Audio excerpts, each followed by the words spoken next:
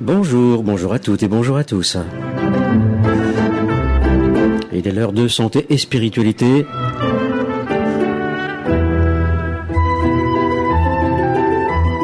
Une remarque Jolegen entre un Joleguen chantant en plein milieu de l'Atlantique. Fantastique, non? Santé et spiritualité, c'est tous les jours sur Radio Ici et Maintenant, de 17h30 à 19h en direct. Santé et spiritualité, c'est en partenariat avec la librairie de l'Inconnu, 84 rue du Cherche-Midi, à Paris dans le 6e arrondissement. Nouvelle semaine, nouvel invité.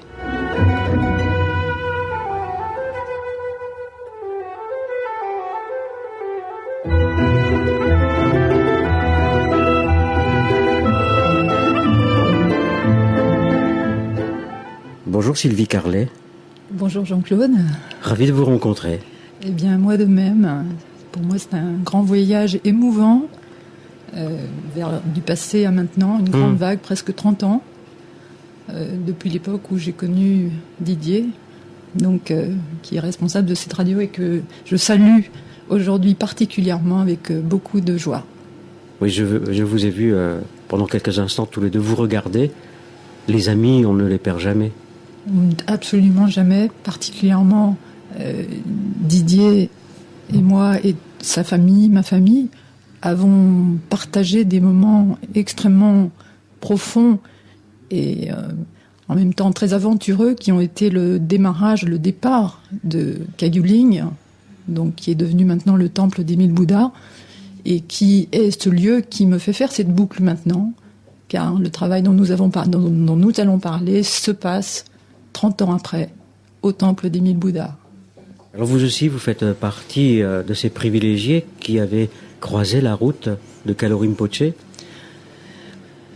Vous allez me donner trop d'émotions. En effet, Kalo Rinpoché est un lien absolument inouï pour moi dans ma vie. Et partout où je vais, partout, et pourtant il semblerait que je travaille avec d'autres personnes, avec d'autres lignées, avec d'autres traditions, eh bien je retrouve toujours, quelque part, la voix du maître, la présence du maître qui ne m'a jamais quitté et quelque part en écho revient toujours dans ma vie. Et je le retrouve dans mon île de Majorque, je le retrouve bien sûr en Polynésie, je le retrouve à toutes les étapes de ma vie, quelque part, caché dans un coin, assis dans ma conscience, et qui est là, et qui m'aide dans les moments difficiles, et qui m'a constamment permis d'avoir un cheminement quelquefois un petit peu aventureux. Mais l'aventure fait partie de la vie. La vie est aventure.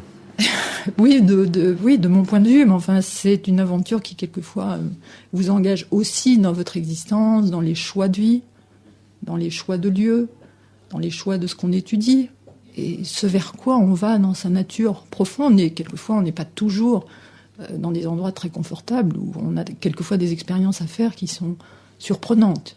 Ce qui a été mon cas, en fait. Et Kalo Rinpoche a été mon repère.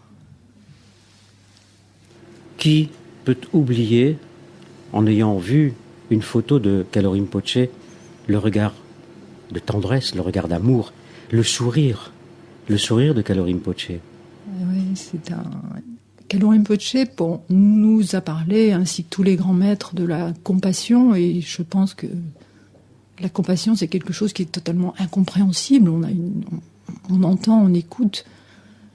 Et je crois que c'est vraiment extrêmement récemment dans ma vie que j'ai pour la première fois senti ce dont il voulait parler. Et je crois que c'est cette présence de compassion qui anime un réel maître, qui est ce débordement de lui-même pour les autres, qui fait la différence, on va dire, entre des enseignants qui, certes, peuvent être extrêmement passionnants, mais qui sont en fait des enseignants. Voilà, pour moi, il y a une grande différence entre un maître repère, un maître refuge, et un enseignant. Voilà, je fais cette différence. Je me considère comme faisant partie des quelques enseignants ou personnes qui avons accumulé une certaine expérience et qui permet de transmettre simplement l'expérience que l'on a acquis. Enseigner est un noble art. Je sais pas. Je crois qu'enseigner, c'est aussi quelque chose comme aussi un petit peu comme un débordement de sa propre expérience, une saturation qui veut, un peu comme une rivière qui veut déborder, qui veut être partagée. Enfin, pour moi, c'est un peu ça. Je parle pas d'enseignement, on va dire, très didactique. Je me situe pas du tout dans ce niveau-là. On est dans une émission de spiritualité et de développement personnel. Donc, je pense que l'enseignant, il est un peu le canal. Voilà, il est le canal de quelque chose, donc il a cette capacité peut-être à avoir accumulé son expérience et être capable de la transmettre et d'être le véhicule de cette expérience-là. Vous avez prononcé le mot engagement. Qu'est-ce que l'engagement pour vous, Sylvie Carlet ? L'engagement, c'est pour moi une honnêteté vis-à-vis de soi-même. Voilà, quels que soient les obstacles et quelles que soient les difficultés, rester constant sur ses choix. Bien sûr, il y a des petites errances, il y a des moments de faiblesse, il y a des moments où on a besoin de faire des pauses, où on a besoin de s'appuyer sur l'épaule de quelqu'un. Et puis ensuite, on reprend son bâton de pèlerin et on continue son cheminement. Voilà, cet engagement, pour moi, il veut dire quelque chose. Et quand les gens, en fait, d'une certaine façon, s'engagent à travailler avec moi, j'aime la notion d'engagement dans ce qu'on fait, c'est-à-dire j'aime la notion d'être vraiment engagé, je vais être peut-être un peu extrême, mais un petit peu pas à la vie et à la mort, mais d'une certaine façon, quand on s'engage totalement dans quelque chose, on a une chance d'y arriver. Voilà. Sinon, on a quand même beaucoup de chances de rester sur le bord de la route. Juste une chance d'y arriver ? Non. Non, la chance est constante. Excusez-moi ce petit mot. Bien sûr, la chance va revenir et revenir et revenir. Mais disons, pour que l'arbre porte des fruits, je crois qu'il faut que les racines rentrent profondément. Et c'est dans l'engagement de ces racines à aller vers du nutriment qu'il y a une possibilité de floraison et de fruits. Vous aussi, vous vous donnez droit à l'erreur ? Disons, l'erreur me rattrape constamment. Donc, de toute façon, que je me donne le droit ou que je me le donne pas, de toute façon, la vie est là pour vous rappeler constamment que l'erreur est partout, puisque c'est aussi dans l'erreur qu'on apprend. Vous avez parlé d'aventure. Vous êtes nouvelle sur cette radio. Première émission. Oui. La petite fille, quelle est-elle ? Puis après, nous parlerons plus en détail et plus en avant et plus en profondeur, comme les racines de l'arbre, de ce que vous proposez. Bien sûr, pour moi c'est très émouvant d'être derrière ce micro. Je suis toute seule dans une pièce avec une vitre devant moi et c'était un peu inattendu pour moi. Donc il y a une petite part d'émotion et une petite part effectivement de l'insécurité, on va dire, de pas dire des erreurs ou de pas être à côté de ce qu'on attend de moi et de rester dans cette spontanéité que je sens, qui est là, parce que j'ai quand même l'habitude d'être en face des gens, et quand on travaille avec son senti, avec son ressenti, il y a un moment on a le cœur qui bat, puis à un moment donné c'est le ressenti qui prend le dessus, et c'est quelque chose qui à ce moment-là se met comme un flot à traverser, et à ce moment-là la personne s'efface et l'émotion où l'inquiétude se dissout naturellement. L'insécurité a disparu maintenant, c'est bon ? Oui, ça va mieux. Donc l'aventure pour vous a commencé à quel âge ? Quand même on va dire très jeune dans les dispositions des grandes questions. J'ai des souvenirs qui remontent quand même très très très tôt dans l'enfance sur je me posais des questions très bizarrement sur quand j'étais toute petite, sur comment c'est possible, par exemple, qu'on pompe la terre de tout son sang, de tout son pétrole. Comment ça va marcher ? Ça peut pas marcher longtemps comme ça. C'est bizarre, c'est des choses auxquelles je pensais. Je pensais pas à Dieu, je pensais pas à la spiritualité. Mais j'étais quand même chez les religieuses et j'allais à la messe tous les matins, jusqu'à ce que je devienne totalement athée à 12 ans et envoyer un grand coup de balai là-dedans. Et c'est en fait revenu de manière évidemment très naturelle par l'art, par les dispositions artistiques, par les interrogations existentielles et que je traduisais par des lectures de Rimbaud, d'Artaud, de choses très, très bouleversantes et très fortes. Et ensuite, ma rencontre, évidemment, avec les grandes questions qu'on s'est posées tous ensemble, cette petite équipe auquel je faisais allusion tout à l'heure, donc Didier et d'autres artistes, où on était en même temps dans la création artistique et on était en même temps dans des grandes questions existentielles. On cherchait, donc on a cherché dans la métaphysique, on a cherché dans beaucoup de questionnements, on lisait des livres d'astrophysique, on cherchait ce qui pouvait relier la science, la conscience. On était quand même très très curieux et très aventureux. Bien sûr, on faisait des petites expériences un peu off, on va dire, de notre époque, parce qu'on est quand même des prototypes des années 60-70, donc les petites expériences de produits illicites, on va dire, mais qui étaient quand même pour nous des explorations de notre état de conscience, et je crois que ça nous a ouvert des portes, même si, enfin, en ce qui me concerne, était fait de manière extrêmement modérée, on va dire. Et puis, d'emblée, en ce qui me concerne, j'ai eu des enfants très très très tôt. Et on a continué l'aventure parce que c'était la question qui était la plus importante. C'était qu'est-ce qu'on fait là, qu'est-ce qui se passe? Et on était dans ce mouvement. Ensuite est venu se greffer ces rencontres avec les maîtres tibétains, en particulier avec Khalwa Rinpoche. Donc on peut dire que ça a été vraiment le mont Lama Racine, en ce qui me concerne, pour les gens qui connaissent ce que c'est que prendre refuge dans le bouddhisme tibétain. On s'en remet donc au lama qui va vous protéger dans votre démarche et qui en même temps va être dans cette lignée d'enseignement, et on s'est fondu là-dedans et on s'est complètement abandonné dans cet enseignement de Khalwa Rinpoche, en même temps on pourrait dire avec une grande naïveté. Peut-on parler de discipline, voire de sévérité parfois? Je pense que pour nous, c'était pas vécu comme ça du tout. C'était vécu profondément. On avait le cœur à fleur de peau, si je puis dire. On était très, très émus. Et puis, on avait l'impression de toucher, on avait l'impression de rencontrer des grands magiciens.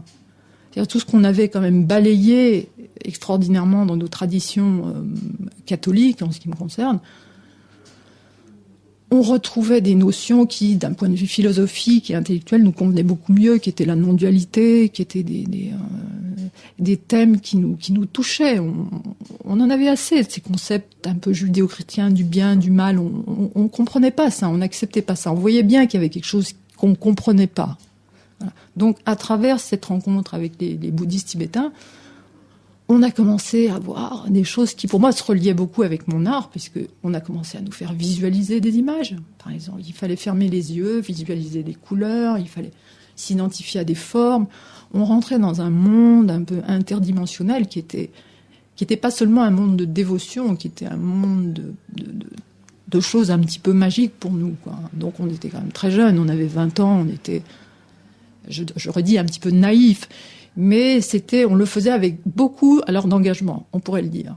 Et on faisait nos prosternations, on faisait nos méditations. Après, on courait repartir chercher les enfants à l'école, on repartait au temple, on revenait. Enfin, c'était vraiment, c'était mignon, en fait, quand on y pense maintenant. Vous gardez la nostalgie. Pourtant, la vie continue. Ouais. Il est heureux que la vie puisse continuer, à condition de donner de la vie à la vie.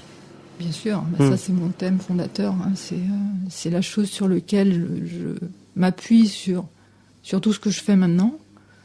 C'est la vie, dans la vie, c'est-à-dire être vigilant pour savoir à quel endroit je suis vivant. Où est la vie en moi? Qu'est-ce que je fais avec la vie en moi? Et ça, c'est une question absolument énorme que j'ai appris au-delà, évidemment, parce que l'aventure a continué, bien entendu, puisque je ne suis pas restée à Caillouligne. Donc j'ai continué mes recherches, j'ai continué mes rencontres. Et ce qui m'a paru ou ce qui me paraît aujourd'hui le plus fondateur dans tout ce que j'ai vu, c'est à quel endroit je m'autorise à être vivant. Donc ça, pour moi, ça va revenir dans tout ce que je transmets. Tout ce que j'essaye de faire passer va évidemment être un grand questionnement entre qu'est-ce que je fais avec mon énergie vivante, on pourrait dire ma vitalité. C'est pour ça que moi j'aime bien parler d'énergie, même si c'est un mot qui est utilisé pour beaucoup de choses. Mais j'aime beaucoup parler, en allant à la source de la créativité, de s'interroger sur qu'est-ce que je fais avec mon énergie. Voilà. Et donc, si on s'interroge là-dessus, on va s'interroger à quel endroit je bloque mon énergie et pourquoi je la bloque. Plus nous sommes vivants, plus la communication est puissante et les compromis balayés. C'est un chemin autonome pour se connaître et s'orienter vers une vie plus libre, joyeuse et responsable. Ouais. Alors là, il y a 3 adjectifs. Libre, joyeuse et responsable. Voulez-vous développer, Sylvie Carlet? C'est un grand... Le thème est extrêmement vaste parce que c'est vrai que pour être joyeux, dans ma conception de la joie, c'est-à-dire on est joyeux effectivement, encore une fois, si on se sent pulsé, si on se sent en adéquation avec soi-même, avec ce que l'on est, à ce moment-là, il y a une qualité d'énergie, de joie qui peut sortir, qui peut déborder. Ça ne veut pas dire que si on est joyeux, ça ne veut pas dire qu'on n'a pas de sentiment de difficulté ou de tristesse ou d'épreuve, mais c'est plutôt une qualité fraîche. Voilà, je pourrais dire c'est quelque chose de frais, de vivant. Et je fais souvent, j'utilise souvent cette image du puits. Vous voyez, un puits dans lequel on ne tire pas l'eau, donc va petit à petit croupir, va plus remplir sa fonction de puits.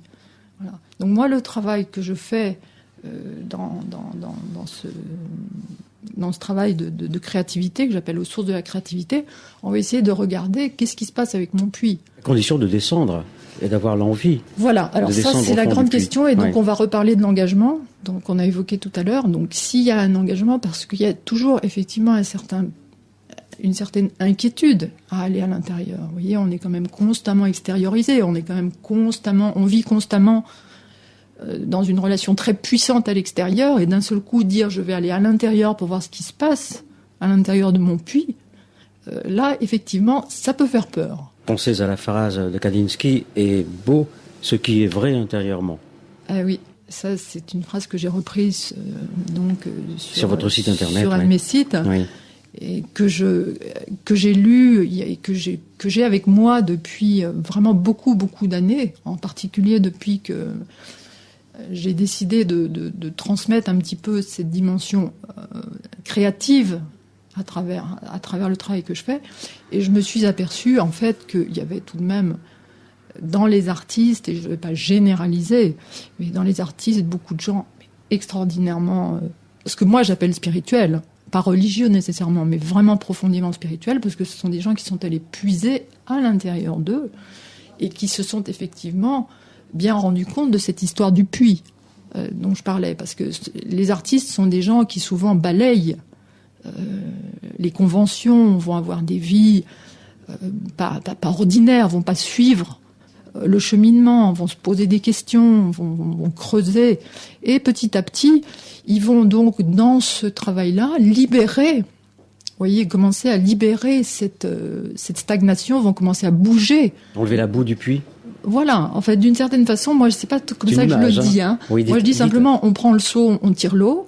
Au début, ça sent pas très bon. Au début, c'est un peu croupissant. Au début, c'est un petit peu chargé de larves, de tous ces petits animaux et de ces choses qui vont se développer dans une eau un petit peu croupissante. Et on peut dire aussi que dans l'eau croupissante va être aussi le chaos qui va générer la vie, d'une certaine façon. Mais là, en l'occurrence, ce qu'on va chercher, c'est tirer de l'eau au puits. Et ça demande du courage. Ça demande du courage parce qu'au début, on n'a pas envie de voir que c'est pas terrible à regarder, que l'eau, elle est un petit peu marron, que ça sent pas très bon. Et ça veut dire retourner à l'intérieur de soi, quelquefois soulever ces choses-là, aller tirer l'eau du puits, la sortir et recommencer, et recommencer. Et il faut de l'engagement et il faut quand même du courage. Et au bout d'un certain temps, l'eau devient plus claire.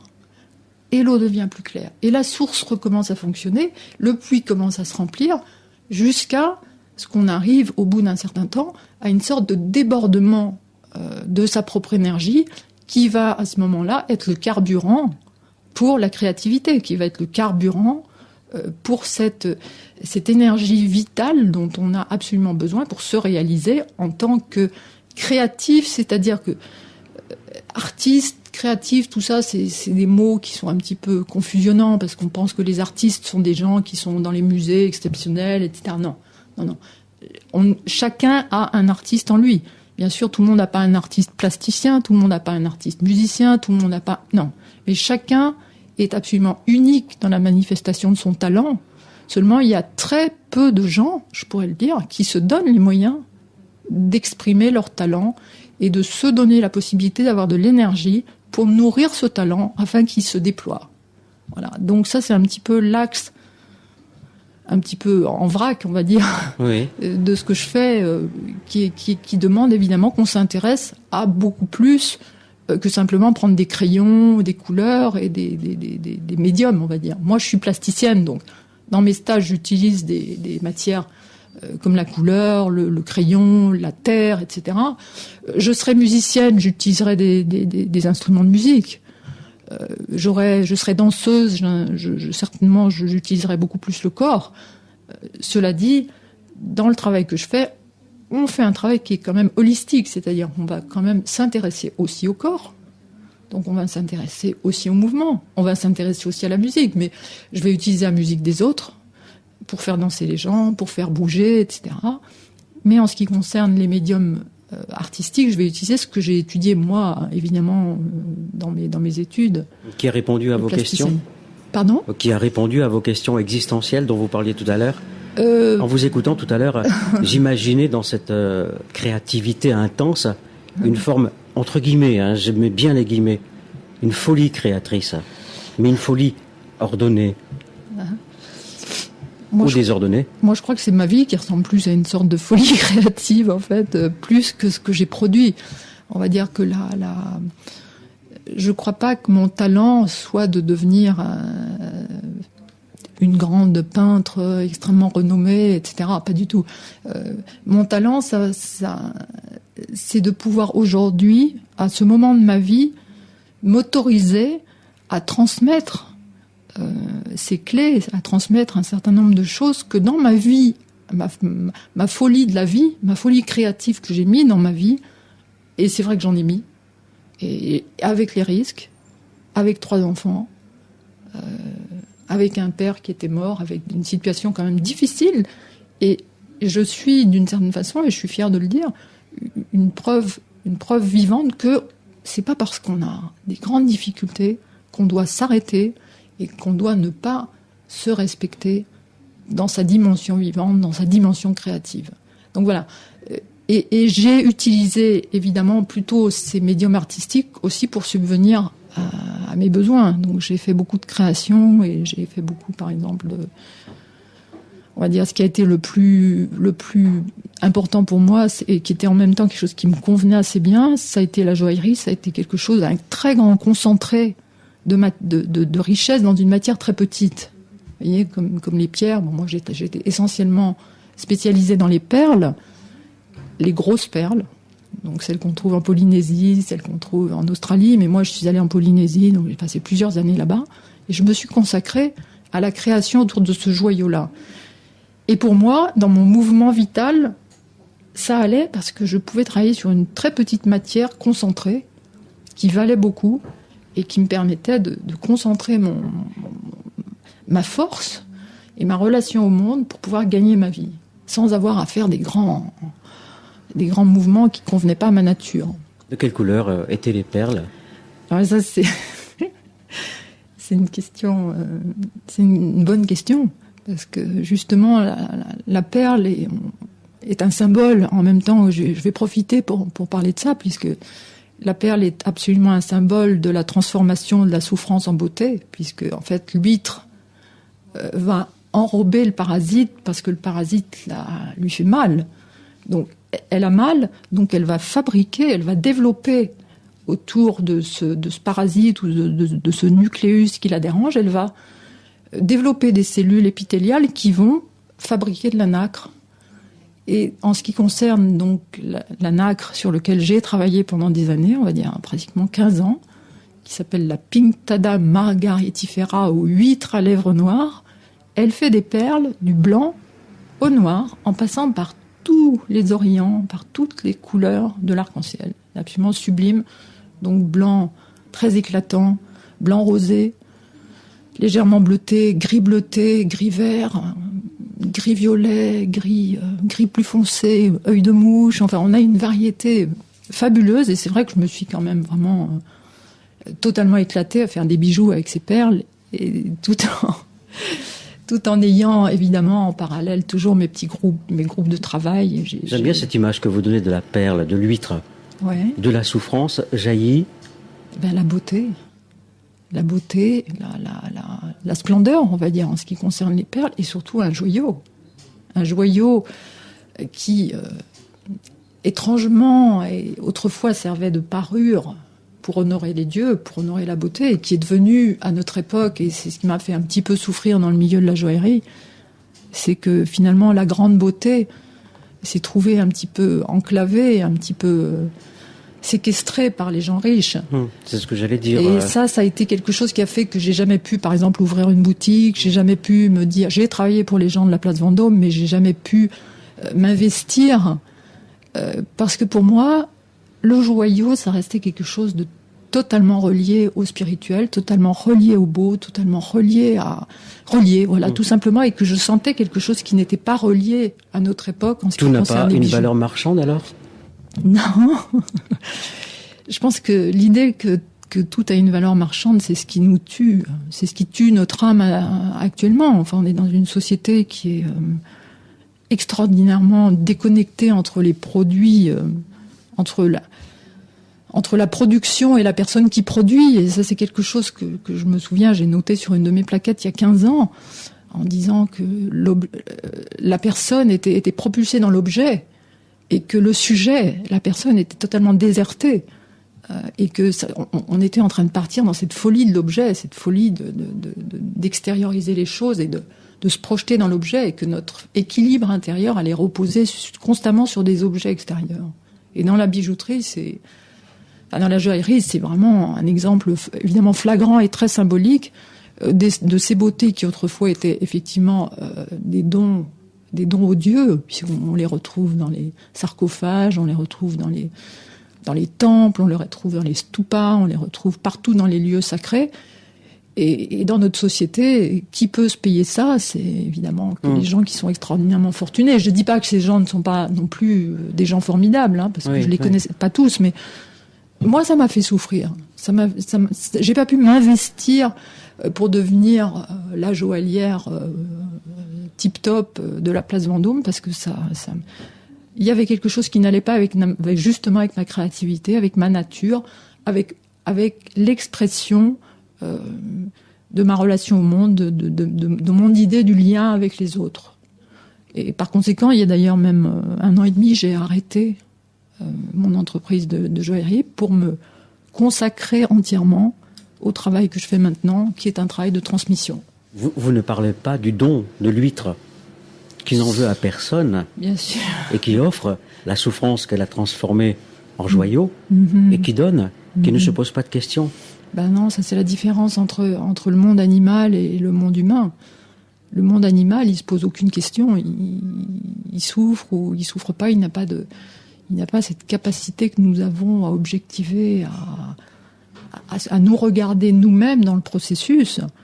Et ces huîtres, qui sont maintenant d'ailleurs en fait cultivées dans des fermes, plus ou moins on va dire comme les poulets sont dans des fermes, dans des batteries de poulets, comme les animaux sont élevés pour la nourriture des humains.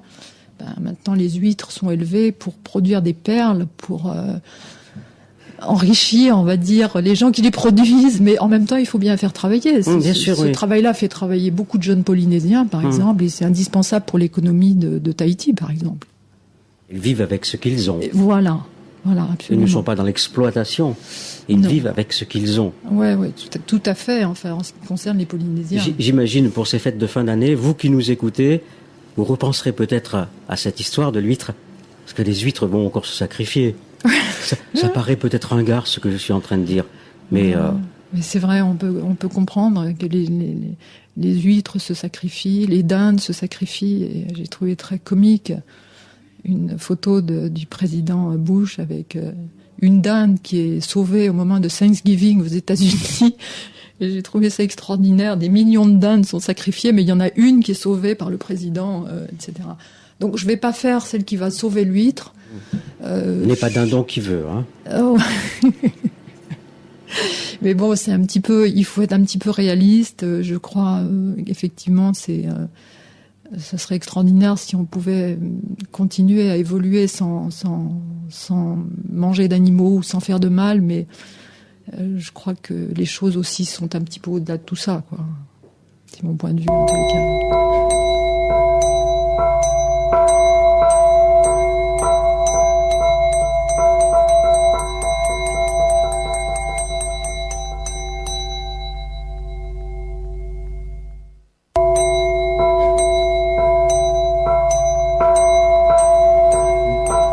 Le gong pour la première page promotionnelle. Voici les coordonnées de Sylvie Carlet, 01 40 36 34 97 01 40 36 34 97.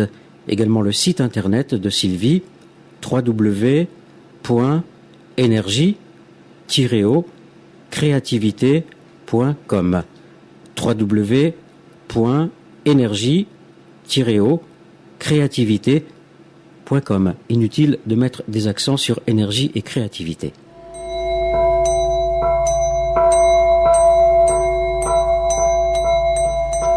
Fin de cette première page promotionnelle respiration musicale et nous nous retrouvons immédiatement.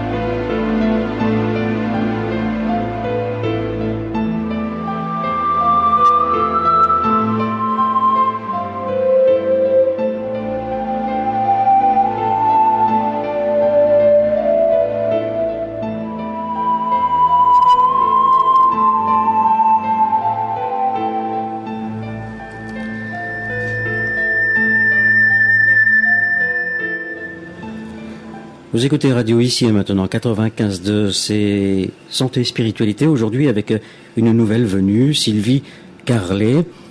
Vous avez parlé d'art-thérapie, c'est le mot, peut-on employer ce mot?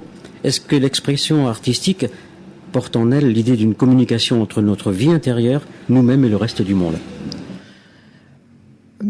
Art-thérapie, c'est un mot qui permet d'identifier, on va dire, de mettre ça dans une case. Mais moi, c'est pas quelque chose qui me convient extraordinairement.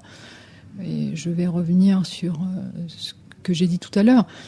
C'est que moi, mon travail, c'est grâce à la dimension créative que j'ai incarnée dans ma vie, de participer avec mon travail, qui bien sûr inclut une notion de thérapie à partir du moment où, pour commencer à les puiser à l'intérieur de ce puits, pour commencer à sortir ces eaux boueuses, à mettre à jour les obstructions qui sont en travers de la route pour que notre énergie circule, on est obligé de visiter un certain nombre de difficultés, évidemment liées, comme bien souvent, à l'enfance, ou liées à des conditionnements familiaux, ou liées à des traumatismes. Et toutes ces différents traumatismes, si vous voulez, créent des restrictions, créent des blocages.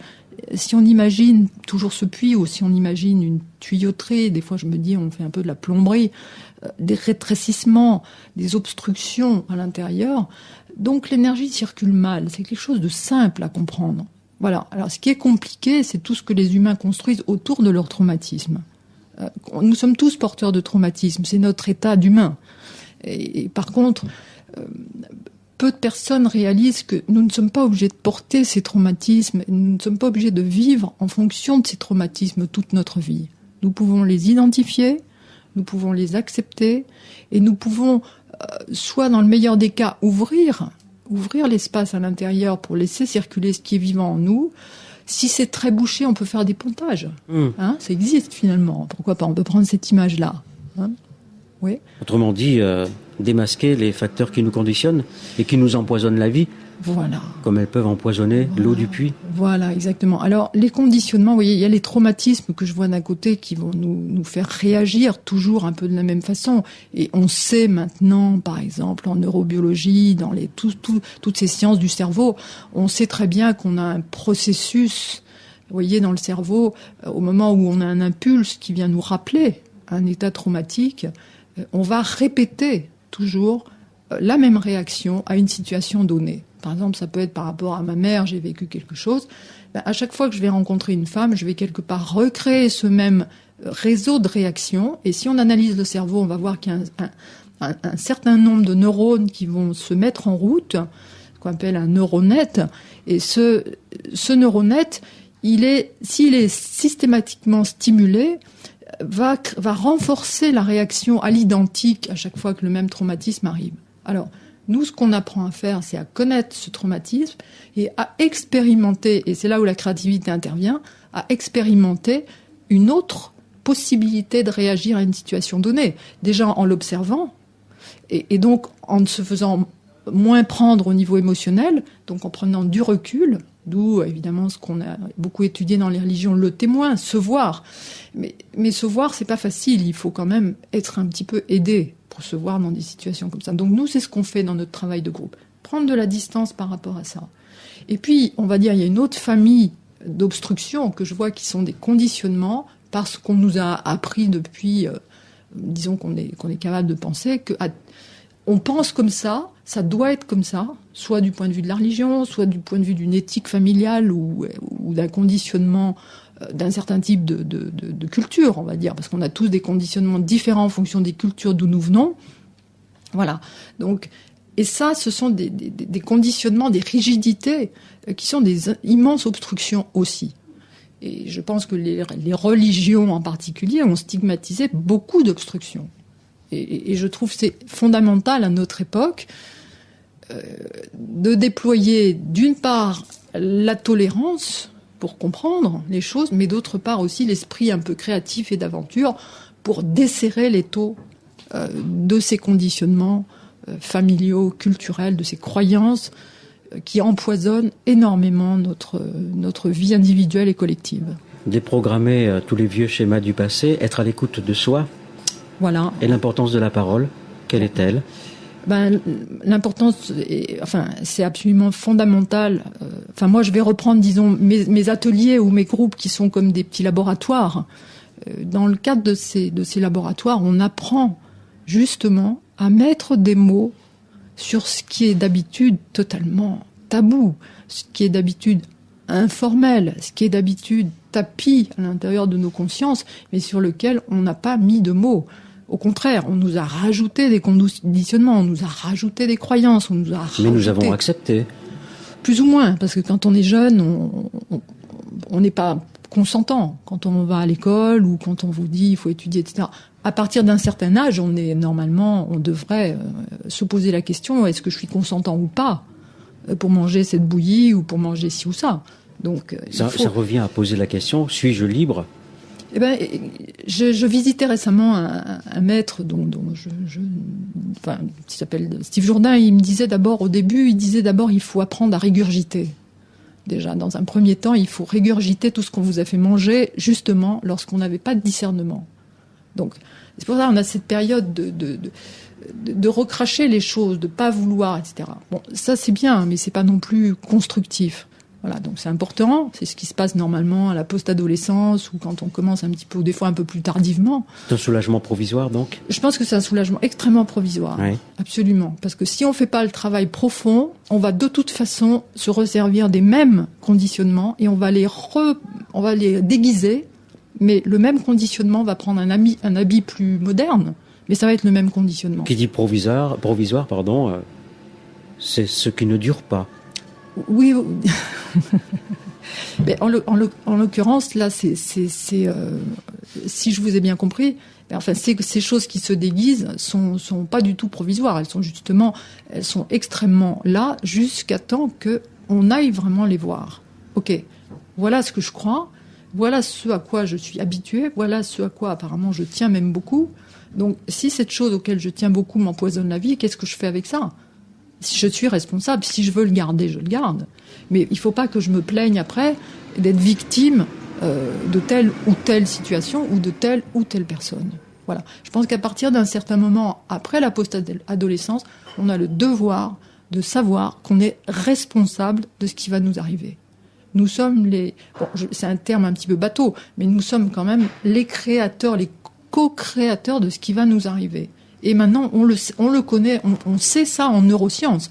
On sait pertinemment que nous sommes responsables de rester dans les mêmes schémas et de devenir littéralement addicts, littéralement drogués à nos fonctionnements, où on peut justement déployer, mais ça, il faut avoir beaucoup d'énergie pour ça, dégager de l'énergie pour être créatif et être capable d'expérimenter d'autres comportements à une situation donnée. Et qu'est-ce qui va se passer ? De nouveaux neurones vont se mettre en connexion et de nouvelles créations qu'on peut expérimenter. Et une fois qu'on a vu qu'on pouvait expérimenter quelque chose, ma foi, pourquoi pas expérimenter encore autre chose ?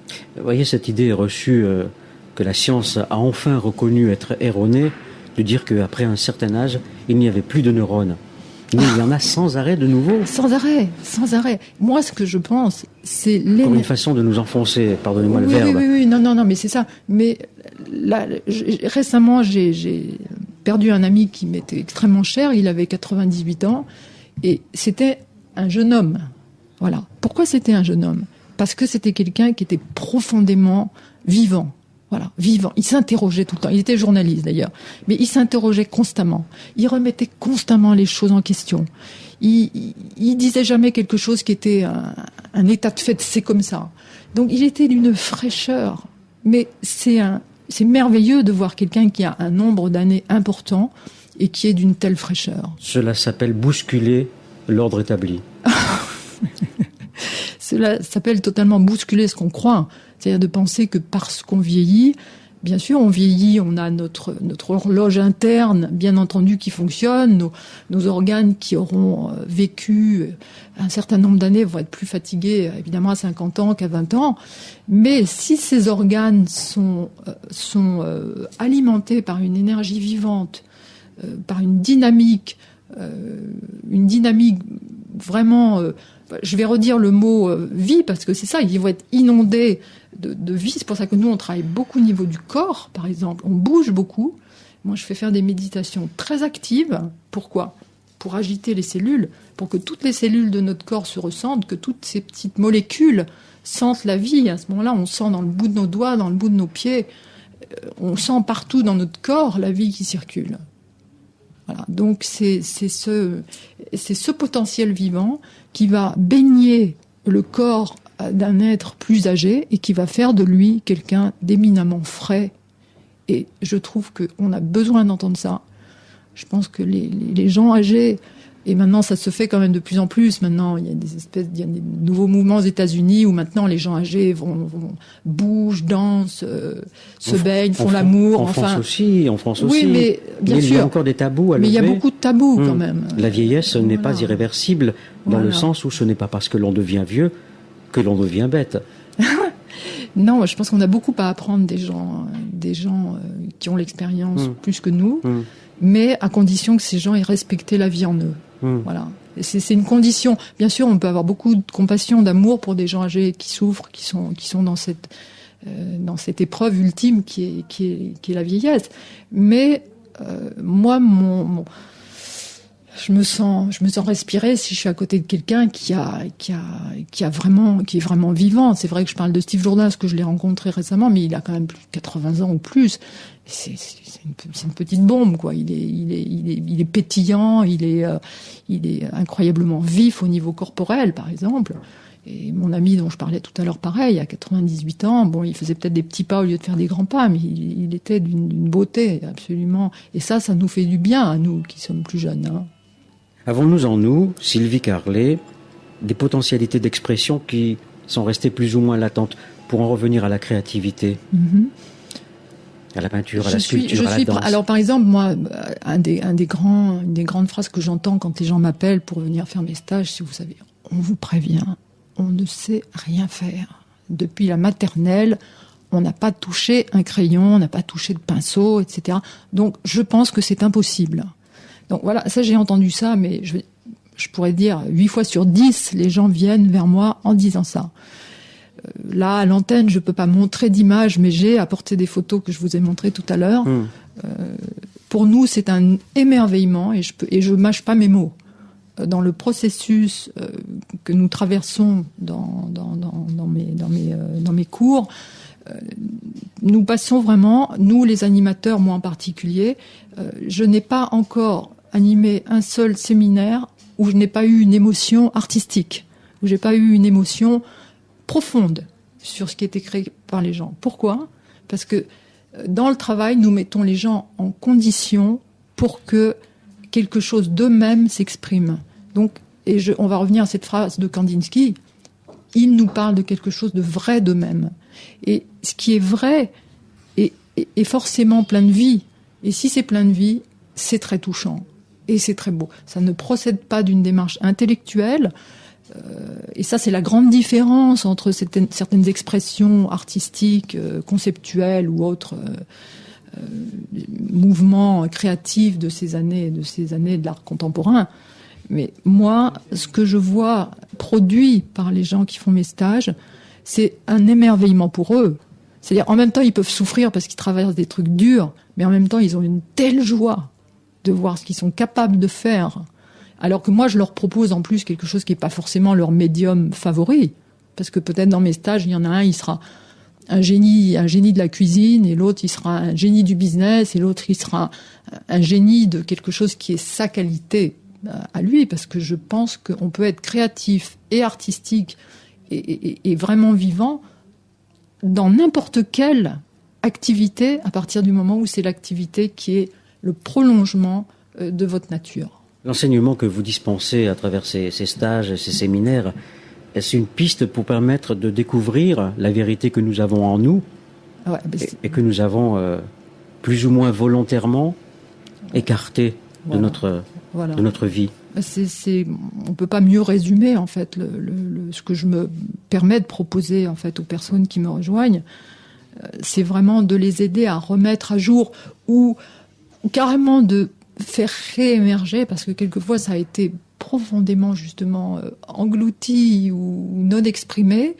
Dans d'autres cas, ça a commencé à être exprimé, mais ça a besoin d'être maturé, ça a besoin d'émerger plus, de retrouver dans cette période de très grande confusion en ce moment, où d'une certaine façon les gens peuvent se retrouver du jour au lendemain avec plus de travail ou bien des difficultés familiales ou des difficultés importantes. Et étant donné cette projection permanente sur l'objet, sur le travail extérieur, sur les heures passées à chercher des choses ou à être inondé d'informations extérieures, mais de ne pas s'être posé le problème de mais où sont mes fondements, où est l'endroit à l'intérieur de moi où je peux me mettre debout et où je peux me sentir cohérent, où je peux me sentir un repère à l'intérieur. Que vous résumez par soit qui, point d'interrogation, soit face à qui ou à quoi, soit comment et vers quoi. Oui, ça fait beaucoup d'un coup. Mais c'est dans le déploiement, et c'est pour ça que là, ce séminaire, et je vais parler un petit peu de cette formation qui s'appelle Aux sources de la créativité, c'est un stage que je... Juste une précision, oui. Sylvie, que vous m'avez confiée avant que nous commencions cette émission. Vous ne dites pas oui à tout le monde. Non. C'est important. Non, c'est important de le dire, c'est vrai. Ne vient pas qui veut. Non. D'abord, pour la raison suivante, c'est que je fais des petits modules, je fais des petits groupes. Pourquoi ? Parce que je préfère maintenant un engagement, on va reparler d'engagement, sur une durée assez longue. Et donc, j'ai décidé de faire cet enseignement sur 2 années. Donc, une première année, mais quand je dis sur 2 années, c'est une formation personnelle. Donc, en fait, on se retrouve pour 3 modules à Kagioling. Il y aurait donc un test à passer avant de... C'est pas véritablement un test, c'est une rencontre avec moi ou avec mon assistante pour faire le point des motivations, d'abord personnelles et ensuite professionnelles, je privilégie, c'est pas que je rejette les gens, mais je privilégie les gens qui sont motivés et aussi des gens qui sont éventuellement déjà dans un travail avec d'autres personnes. Et comme on fait un travail qui est très précis, qui demande beaucoup d'attention, je veux pas prendre trop de monde. Je préfère faire un travail qualitatif et avoir des gens bien formés qui vont pouvoir, eux, transmettre, parce que je suis dans une période de ma vie où j'ai besoin de transmettre pour que d'autres transmettent. Donc, c'est un peu semer des graines pour que ça se multiplie à travers les gens qui vont faire ma formation. Donc, les gens qui sont intéressés me contactent, mais je les rencontre et je parle avec eux avant, bien entendu, d'envisager de les prendre dans ma formation.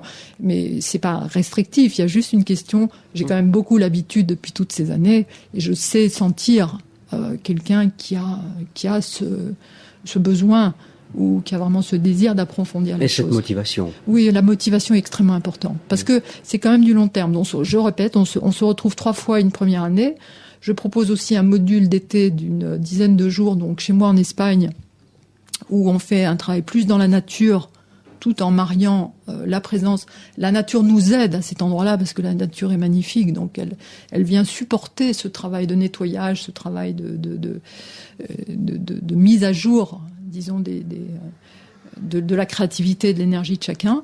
Et puis la deuxième année est une année plus sur les projets personnels, c'est-à-dire les implications de ce qu'on aura vu la première année dans le travail ou dans la vie des personnes qui auront participé. Donc on fait un travail avec un petit mémoire, on fait un travail un petit peu plus didactique. Le groupe sert de... Justement, pourquoi avoir privilégié le groupe à l'individuel ? Je fais les deux. Bon, je fais les deux. Je reçois aussi des gens en individuel, mais en général, les gens que je reçois en individuel sont des gens qui font soit la formation créativité avec moi, soit la formation tantra que je co-anime avec Sudhir Roche. Donc, parce que, encore une fois, ce sont des gens qui sont engagés. C'est pas des gens qui viennent un peu ce que j'appelle les groupies des groupes, qui viennent un petit peu pour s'éclater pendant 2-3 jours. Ouais. Ou simplement ils viennent pour passer du bon temps. Mais en fait, pour moi, le travail se fait pas quand les gens sont dans mon groupe, le travail se fait après, quand ils sont chez eux. Donc moi, si je les vois pas pendant une période de temps et que je les retrouve... Vous êtes vachement vous êtes hyper exigeante. Ouais. Je fais mon mea culpa. mais non, ne vous excusez pas. J'ai quand même remarqué qu'il y a que dans une motivation forte que le changement opère pour le bien des personnes et pour le bien des personnes avec qui éventuellement ces personnes travaillent, ou simplement aussi pour le bien de leur famille ou de tout ce qui tourne autour. Quand je parle des gens qui vont se faire du bien dans un groupe, il n'y a aucun mal à ça. Vous êtes partisane, vous aussi, du bien fondé, de l'exigence ? Je suis un peu comme ça. Ouais. Je ne sais pas si c'est une bonne chose ou pas, mais c'est un petit peu dans ma nature. C'est un petit peu dans ma nature. Ça permet à ceux qui vous écoutent et qui vous entendent de se dire, tiens, oui, ça va, je continue à écouter l'émission, ou alors je vais tourner le bouton, je vais écouter autre chose. Bon, j'en profite pour dire bonjour aux auditeurs et s'ils ont des choses à... Vous allez communiquer avec eux. Ce travail que vous leur proposez concrètement et brièvement, travail en groupe, de dessin, de poterie... expliquez-nous. On va pas vraiment parler de. C'est pas que j'ai besoin de mon petit papier pour savoir ce que je fais. On a toujours besoin d'avoir des feuilles de pompe. Non. Le travail qu'on fait, et je vais revenir encore une fois sur la dimension. Enfin, quand on a démarré l'émission, on a parlé où j'en suis au niveau de la vie en moi. Donc, on commence à faire quand même un état des lieux. D'abord de là où on est, comment on se sent. Parce que c'est un peu comme tirer le fil d'Ariane. On peut tirer le fil que si on va chercher le fil là où il est. Vous voyez ? Et le fil, il est en fait souvent un endroit qu'on n'écoute pas toujours en soi. Donc nous, on va créer les conditions pour que la personne écoute là où il est. Si par exemple, il est dans une période, il va arriver très gai, très bien, je suis content, j'arrive dans ma formation de créativité, et puis il va évoluer dans la salle, et puis petit à petit, s'il s'écoute vraiment, il va s'apercevoir que, il est triste. Il a quelque chose d'étrange en lui qu'il n'écoute pas nécessairement. Et nous, on va lui permettre d'écouter ça, parce que dans cette tristesse, il y a quelque chose de vrai. Et c'est en tirant ce petit fil d'Ariane qu'on va en fait dénouer. Qu'est-ce qu'il y a derrière ? Donc c'est un peu comme le sommet de l'iceberg. On pourrait dire, on tire et on tire et on tire. On va regarder. qu'est-ce qui se déroule. Et à ce moment-là, on va regarder qu'est-ce qui se passe avec la vitalité de cette personne. Et en fait, les exercices artistiques vont nous servir à clarifier, vont servir à la personne à clarifier l'état dans lequel il est. Honnêtement, parce qu'avec un morceau de terre entre les mains, on ne peut pas tricher. Vous vous souvenez d'Alexandre le Grand tranchant le nœud avec son épée. Nous sommes tous dans le tout contraire, dénoués, remontés à la source. Voilà, moi c'est vraiment... Avec patience. Avec beaucoup de patience. Et le médium artistique que nous utilisons, que ce soit la terre, que ce soit les couleurs, que ce soit tous les petits outils qu'on va utiliser, vont être là au service de la vérité de la personne, au service d'avoir l'honnêteté, et on ne peut pas tricher avec des couleurs parce que j'utilise quand même des méthodes que j'ai moi-même découvert, ou je me suis laissé découvrir en fait ces choses-là, donc c'est venu tout seul, et on ne peut pas tricher, et c'est ça qui est tellement fort, c'est que comme tout le monde participe, tout le monde crée, tout le monde fait la chose, on a un résultat extraordinaire et beaucoup plus direct, on va dire, qu'une thérapie de parole sans support. Vous voyez, c'est une thérapie avec support. Et quand on a un support qui est créé, vous avez 10 personnes qui ont fait par exemple une sculpture, moi je suis avec toutes ces personnes, et la personne qui a créé cette sculpture va dire qu'est-ce que j'ai ressenti quand j'ai fait ça. Elle va exprimer quelque chose. Et si elle autorise les autres personnes à donner un feedback, il y a une autre personne qui va dire « Oh, moi je regarde ces sculptures, je ressens ça. » Et la personne va parler de son ressenti. Et moi, à un moment donné, je vais dire ce que je ressens aussi, mais je vais orchestrer, le groupe de façon à ce que ce qui va être dit à la personne soit assimilable pour elle. Et voilà comment les outils créatifs nous servent de support. Beaucoup de poterie. Parce que pour reprendre l'image de cette boue, de cette glaise, oui, alors, jaillit le chef-d'œuvre qu'a été l'être humain. Alors nous, on n'utilise pas le mot poterie parce que poterie, c'est faire des pots. Oui, donc, d'accord. On va dire plutôt modelage. D'accord. Oui. Voilà, donc on va travailler avec cette terre. On va retrouver effectivement un instinct au départ extraordinairement primitif, parce que souvent il y a un corps à corps très intéressant. Il y a une implication du mouvement, il y a une implication de l'énergie de la personne. Et ce morceau de terre, il va être comme un révélateur de l'état énergétique de la personne. Et c'est absolument inouï, on va dire presque magique, de voir comment, avec un morceau de terre, on peut décrire exactement, bien sûr avec son consentement, le consentement de la personne, et avec un immense respect, parce que quelqu'un qui se met à nu et qui peut être lu comme ça forcément déclenche le respect. Chacun peut donner son interprétation sans être dans le jugement. Eh bien, mon travail à moi, c'est de tout le temps veiller à ce que les personnes parlent en leur nom propre, et qu'à aucun moment on ne subisse le diktat d'une personne, tu es comme ci ou tu as fait ça, etc., ce qui sera atroce, évidemment. Donc ça, c'est mon travail, c'est mon expérience, que les gens s'approprient toujours ce qu'ils ressentent. Voilà. Et bon, c'est là aussi un petit peu le talent que j'ai moi à déployer. Je dis pas que je le fais, je fais du mieux que je peux. Je dis pas qu'il n'y a pas parfois des dérapages, parce que c'est ça peut être très violent, vous voyez, parce que vous pensez qu'en peignant ou qu'en dessinant, l'homme ou la femme qui peint ou qui dessine extrait de son inconscient des blessures, et qu'il arrive à les matérialiser visuellement plus facilement que par la parole? Oui.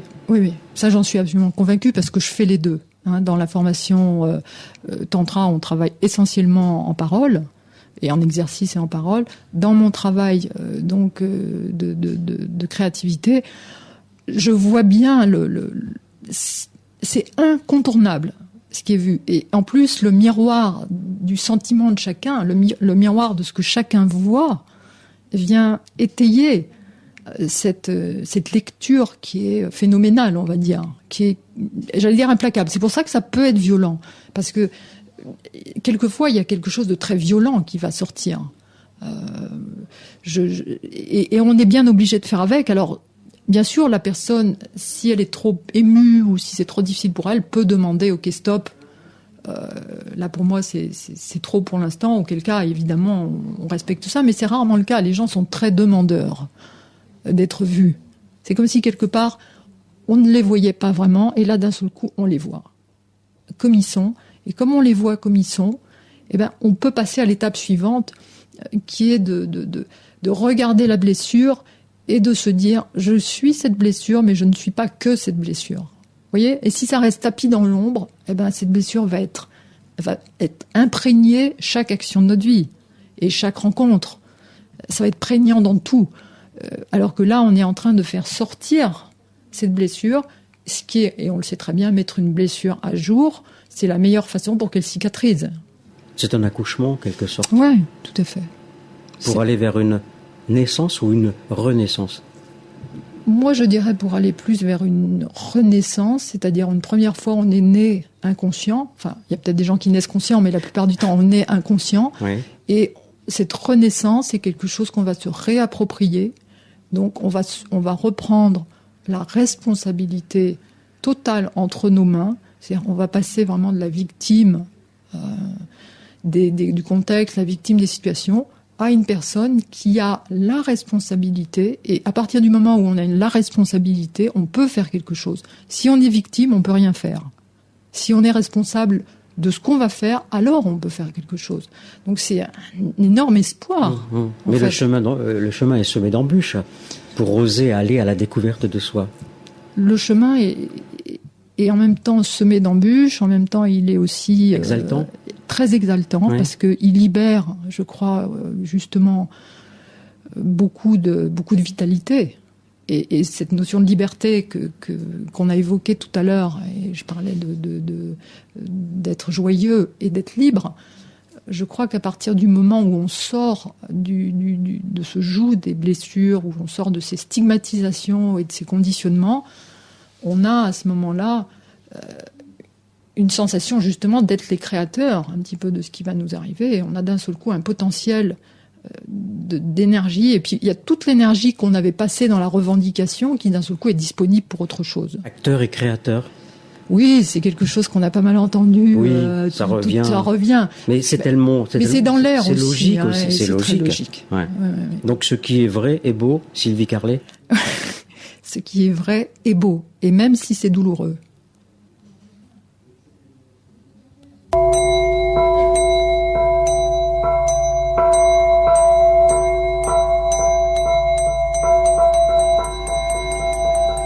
Le second coup de gong pour la deuxième page promotionnelle. Voici les coordonnées téléphoniques de Sylvie Carlet, CA2RELT, 01 40 36 34 97, 01 40 36 34 97.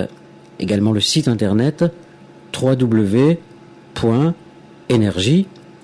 ENERGIE-O, créativité, CREATIVITE.com, www.energie-O, créativité.com. Inutile de mettre des accents sur énergie et créativité. Oui, Sylvie.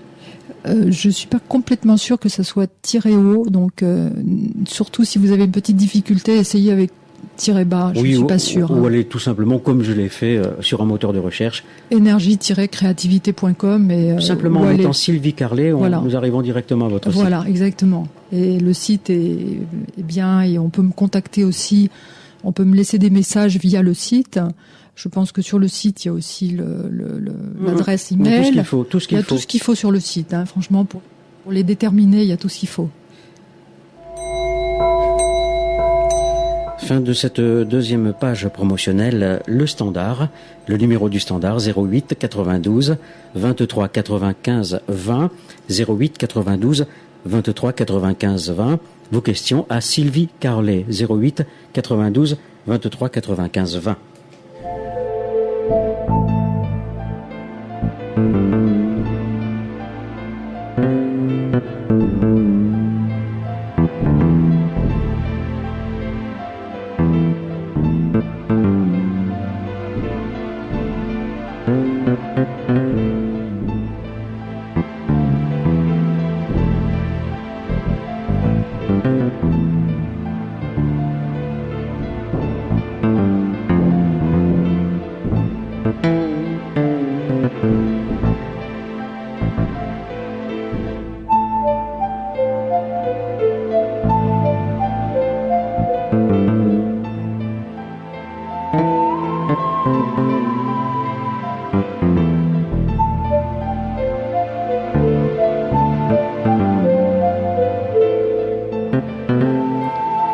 08 92 23 95 20. Bonjour Patrick. Bonsoir Jean-Claude. Bonsoir à Sylvie, non? Oui. Oui, voilà. Enfin, Sylvie, tu parlais, enfin, si je peux te tutoyer, non? Bien sûr. Oui. Tu parlais de peinture et puis d'art. Enfin, ça, c'est un moyen d'expression. J'arrivais quand même à dessiner et à peindre, à faire de la pastel, tout ça, pastel sèche, acrylique, tout ça. Mhm. Mais là, depuis un moment, je suis bloqué. C'est-à-dire que je n'éprouve plus envie de créer, de faire quelque chose, quoi. Alors, je ne sais pas pourquoi. Je suis bloqué là-dessus. Et j'aimerais tant reprendre la peinture. D'accord. Est-ce que vous avez écouté un petit peu ce qui s'est dit là ces dernières demi-heures ou heures, hein, là, ce qu'on a dit dans l'émission ou pas? Non. D'accord. Bon, alors je vais simplement redire, et je pense que c'est fondamental d'entendre ça, c'est que moi je fais un lien absolument total entre notre état énergétique, notre état vivant, notre état en même temps physique et énergétique, parce que c'est pas que musculaire. Et je pense que la créativité, c'est comme un débordement de notre énergie, et que si vous vous sentez actuellement bloqué, eh bien, il faut mettre votre corps, c'est étrange, mais c'est comme ça, il faut mettre votre corps en mouvement. C'est-à-dire que n'hésitez pas à mettre une musique que vous aimez bien, à bouger, à secouer le corps. C'est pas nécessairement obligé d'aller courir ou d'aller faire quelque chose de particulier, vous pouvez le faire chez vous. Et vous, simplement, en bougeant physiquement, en bougeant votre énergie, il va se passer des choses. Voilà, ça c'est un petit conseil. C'est difficile si vous n'avez pas écouté un petit peu ce qu'on a dit, mais la créativité est absolument indissociable de notre état d'énergie, de comment on se sent. Et le blocage, c'est simplement que l'énergie se bloque. Est-ce que ça vous parle un petit peu ou pas? Oui, ça me parle parce que je m'intéresse au niveau des chakras et je me sens bloqué je me sens bloqué, quoi. Ça, c'est pas. Et pourtant, je voudrais bien. Mais hélas, il y a quelque chose qui bloque, qui va pas, quoi. C'est tout.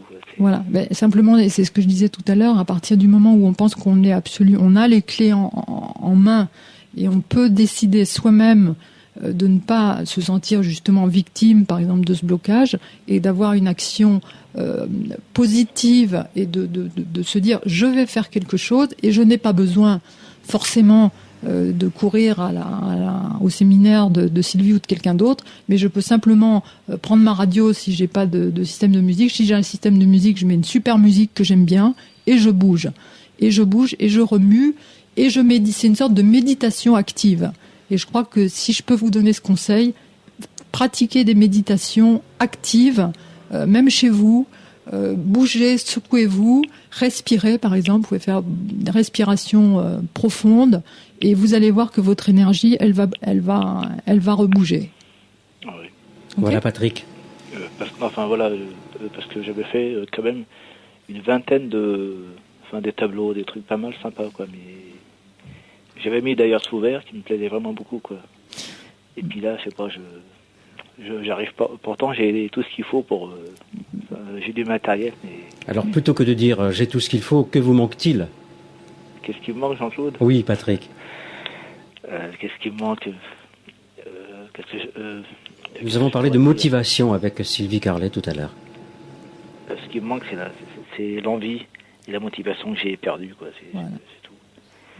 Bah écoutez, suivez le conseil que je vous ai donné et puis voilà, moi je suis disponible éventuellement si vous avez besoin de me rencontrer. J'ai laissé mes coordonnées, donc question toujours de motivation et de se responsabiliser pour les blocages qu'on a et de pas attendre que le déblocage vienne de quelqu'un d'autre, que de votre propre énergie et de votre propre motivation. Merci pour votre appel, Patrick. Au revoir, Ça me Patrick. permet d'être un peu un fil conducteur. Ouais. Merci Patrick, au revoir. Salut Jean-Claude. Au revoir. Bonjour Joséphine. Bonjour. Bonjour Sylvie. Bonjour monsieur. J'ai écouté l'émission tout le long. Je trouve que c'est des fenêtres ouvertes sur le grand air, sur le soleil, cette dame Sylvie. Moi, je suis, monsieur, dans un très grand deuil. J'ai perdu mon mari après 55 ans de vie commune.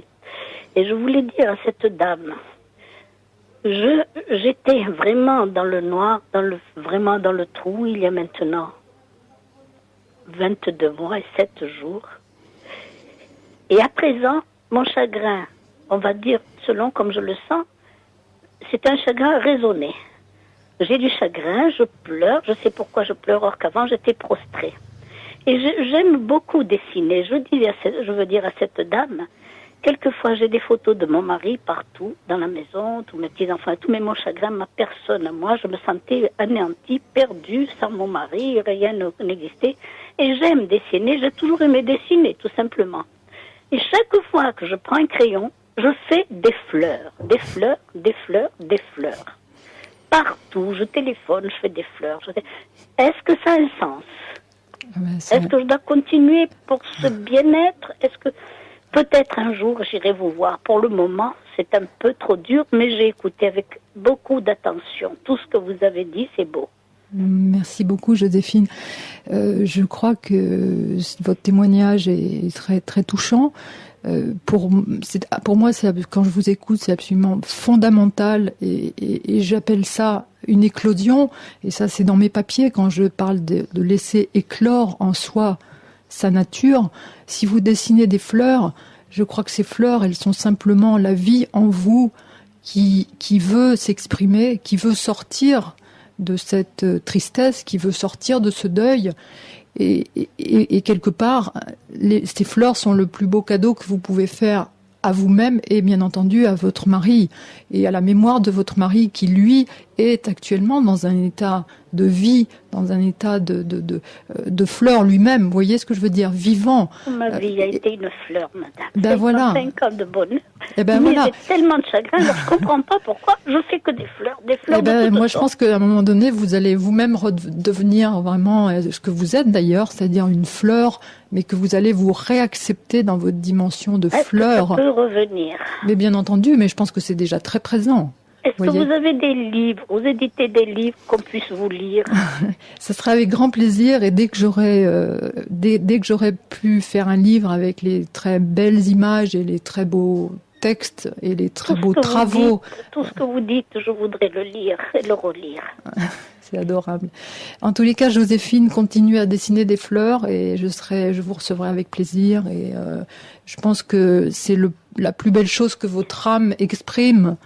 C'est remettez toutes ces fleurs, mettez des fleurs plein votre maison, achetez des fleurs, allez dans la nature, respirez les fleurs. Oui. Et là, vous allez être rempli de l'amour à l'intérieur de vous que vous avez partagé avec votre époux pendant toutes ces années. Et puis les fleurs que vous dessinez, Joséphine, elles ne meurent pas. Ah non, c'est sûr. Parce que des fleurs, on avec mon mari, il m'achetait des fleurs tout le temps. Il revenait qu'un bouquet. Le matin, on prenait le café, il mettait un bouquet de roses. Je dis, mais il les avait achetés la veille, il les avait cachés. Notre vie était faite de ça.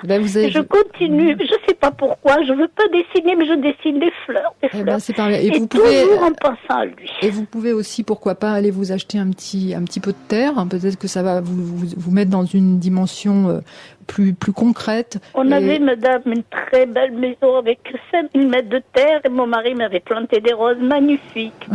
J'ai tout. Quand je dis la terre, allez dans un magasin d'art plastique et achetez-vous un petit pain de terre à modeler. Et faites un peu de modelage. Et ça va vous faire beaucoup de bien. Oui. Et ça va vous faire poser votre énergie un petit peu plus dans le quotidien et que cette énergie de fleurs puisse revenir vous accompagner dans toutes les petites choses du quotidien. Allez, osez, voilà, Joséphine. Merci. Merci, au revoir. Madame, pour venir vous voir. Je donnerai de nouveau les coordonnées téléphoniques de Sylvie Carlet. Le téléphone, je l'ai noté. Oui, eh bien, appelez-la, elle vous dira. Elle me dira où elle est. D'accord, merci. Merci, au revoir, Joséphine. Et j'écouterai toujours ce que vous avez dit. Je l'ai dans ma tête. Merci, Joséphine. Au revoir. Au revoir. Bonjour, Paul. Bien, Paul n'a pas patienté. Le standard est ouvert jusqu'à 19h. 08 92 23 95 20. 08 92 23 95 20.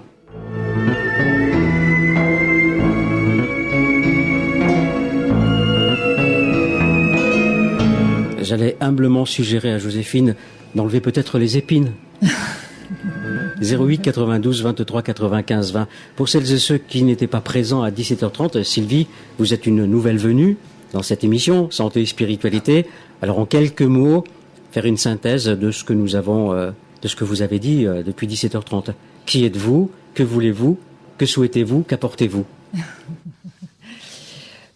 En ce qui concerne ce que je souhaite, c'est évidemment appliquer à moi-même ce que je partage avec les autres, c'est-à-dire avoir une vie qui soit totalement en adéquation avec ce que je ressens à l'intérieur de moi, c'est écouter ce rythme-là.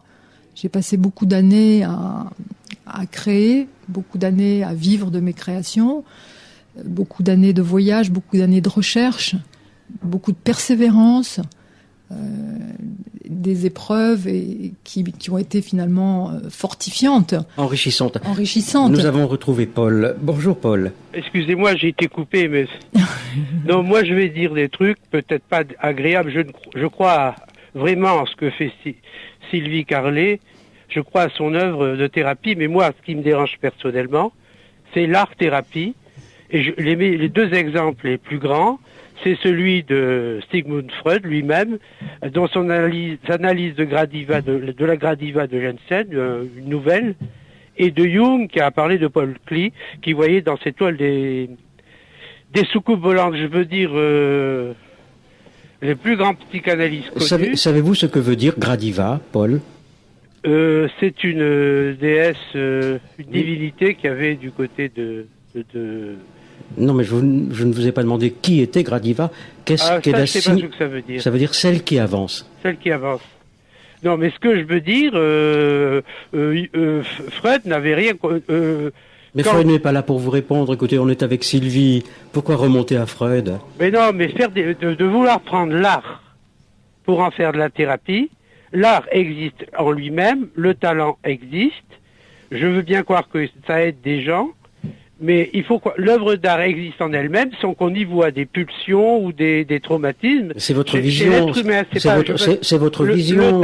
Le talent. C'est votre vision. L'art, c'est quelque chose. Paul, c'est votre vision à vous. On peut être quelqu'un de crapule, quelqu'un de... Oh, c'est pas vrai, Paul. Il n'y a pas de possibilité de dialoguer avec vous.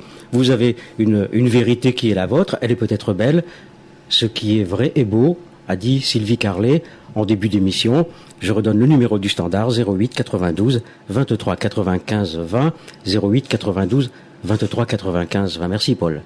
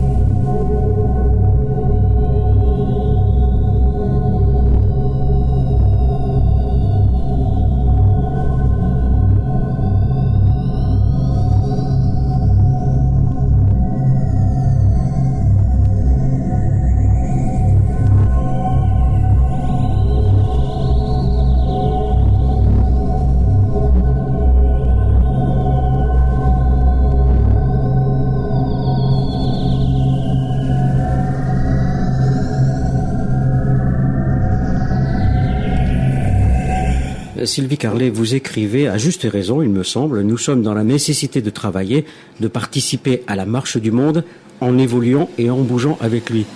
Ce qui ne veut pas dire, si j'interprète cette phrase, que nous sommes obligés d'être avec le monde, d'être d'accord avec le monde. Vous pouvez traduire? Oui, en effet, c'est une phrase que effectivement j'ai mise sur une de mes présentations il y a déjà quand même pas mal d'années et qui me paraît quand même vraiment extrêmement importante. C'est que nous sommes liés les uns aux autres de manière absolue.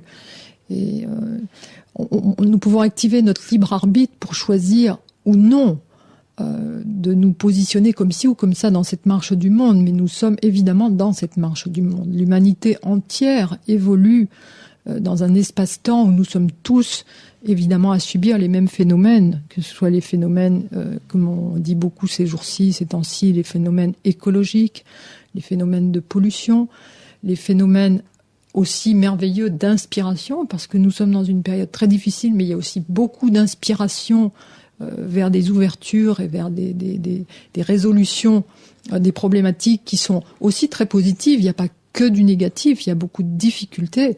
Donc ça, c'est la marche du monde. Et dans cette marche du monde, nous avons droit à avoir notre identité, nous avons droit à avoir nos repères personnels, nous avons le devoir, j'allais dire, pour ne pas peser sur les autres, de nous prendre en charge. Devons-nous marcher au même pas ? Non, pas nécessairement. Nous sommes dans le flot. Il y a ceux qui marchent doucement, il y a ceux qui marchent vite, il y a le chien de tête, il y a celui qui est devant, il y a celui qui est au milieu, il y a celui qui est derrière. Et il n'y a pas de meilleure position qu'une autre, il y a simplement la position qui est la nôtre. Ce qu'il faut, c'est pas être à la traîne, vous voyez, c'est-à-dire traîner comme des boulets derrière, parce que de toute façon, l'humanité entière, et nous sommes sur une petite planète qui est aux confins de la galaxie, je veux dire, et ça, on a tendance quand même à l'oublier. On se perd dans nos difficultés, dans nos conflits, et on oublie que nous sommes absolument entièrement liés les uns aux autres. Liés et reliés. Et reliés, absolument. Et c'est incontournable, je veux dire, c'est même très banal de le dire, parce que s'il suffit de prendre un tout petit peu de recul pour s'apercevoir que la moindre petite perturbation sur notre planète aurait évidemment une influence globale. Voilà, c'est tout. Maintenant, notre devoir, et là où je pense qu'on peut faire bouger les choses, moi je suis quelqu'un qui croit fondamentalement au travail personnel, et les grandes causes, vous voyez, on peut défendre des grandes causes, et j'ai pris cette note avant de venir, on peut se mettre, directeur d'une grande cause, et être quelqu'un soi-même de pas clair du tout. Et quelqu'un qui n'est pas clair, qui se met au service d'une grande cause, risque de faire des dégâts. D'où, à mon avis, l'importance fondamentale de faire un travail de clarification personnelle, de ses motivations, de comment, je dis aussi ça, donner du pouvoir à quelqu'un et vous verrez qui il est. Donc moi, je m'intéresse dans le travail que je fais sur le pouvoir, par exemple. Je m'intéresse aussi à ce qui se passe au niveau de la sexualité, parce que tout ça sont les réservoirs, dans le fond du puits. La base de notre puissance, la base de notre force, elle est nichée aussi dans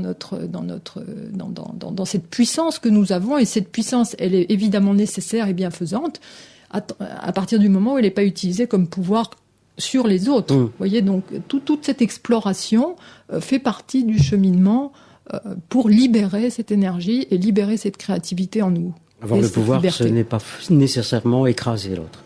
L'aider à se relever et à rester debout. Eh ben, c'est la différence, à mon avis, fondamentale entre quelqu'un qui a fait un travail sur ses forces qui sont les nôtres. Nous sommes tous faits de ces deux polarités, de la polarité force plus et moins. Nous avons tous un moins, nous avons tous des forces obscures en nous, mais à partir du moment où nous les connaissons, ça devient quelque chose qui est au service d'autrui, au service de soi-même, et qui n'est pas quelque chose de destructif. Et c'est ce que nous voyons beaucoup actuellement. On donne du pouvoir à des gens qui ne sont pas clairs avec eux-mêmes et qui utilisent ce pouvoir totalement pour justement écraser éventuellement les plus faibles ou les manipuler, etc. Donc moi, c'est une part de mon travail. Je suis contente d'en parler parce que c'est une part importante du travail que je fais. C'est quelque chose qui me concerne. Ce que vous proposez se passe à Paris, en banlieue parisienne ? Non, alors donc le travail que je propose, et c'était... Que vous avez parlé de Majorque, de l'Espagne donc ? Oui, non, j'ai le travail en tous les cas de la formation aux sources de la créativité donc se passe en Saône-et-Loire, donc au Temple d'Émile Bouddha, proche de Paris, proche de Lyon. Enfin, c'est un endroit assez central. Et en plus, c'est un endroit spirituel, donc c'est un endroit qui est, à mon avis, bénéfique pour ce travail. Le séminaire de Majorque, c'est un camp d'été. Ça se passe donc en camp extérieur. Et puis, voilà. Et puis, les autres travaux que je fais, la formation Tantra, elle se fait dans un centre près de Genève, enfin, aussi dans la région de Lyon. Voilà, et à Paris, je fais, quand je suis là, quand je suis pas en Espagne, je fais des séances individuelles. Bien. Voilà, Jean-Claude. Les auditeurs et les auditrices peuvent vous appeler à partir de quelle heure, Sylvie ? Écoutez, à partir de... Après l'émission, bien entendu, vous êtes en direct. À partir de 9h30 le matin et jusqu'à 18h quand je suis là. Sinon, me laisser un message ou sinon m'envoyer, ce qui est encore mieux, un mail via le site Internet. Pour ceux qui ont Internet. Tout le monde n'a pas encore Internet. Tout le monde n'a pas Internet. Merci Sylvie. Merci pour ces 90 minutes d'être venue faire partager aux auditeurs et aux auditrices les passions qui sont les vôtres. Et concluons cette émission en reprenant cette phrase, ce qui est beau est vrai. Eh oui. Ou ce qui est vrai est beau. Voilà. Merci Sylvie Carlet. Merci à Jean-Claude, merci à Didier, merci à Ici Maintenant. À Au revoir bientôt. Sylvie, au revoir.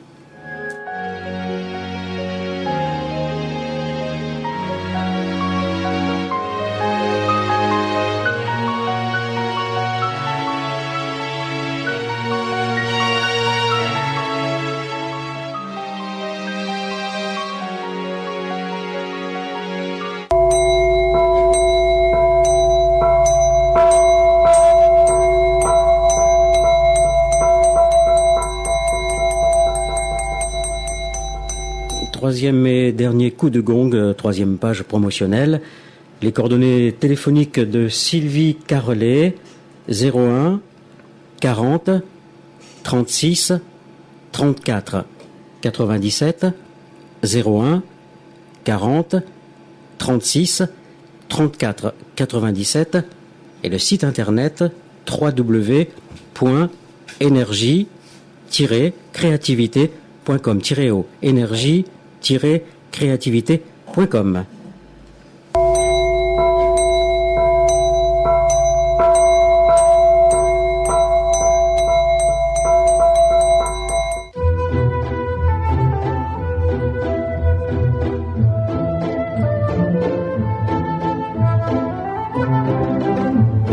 Santé et spiritualité, c'est terminé pour aujourd'hui.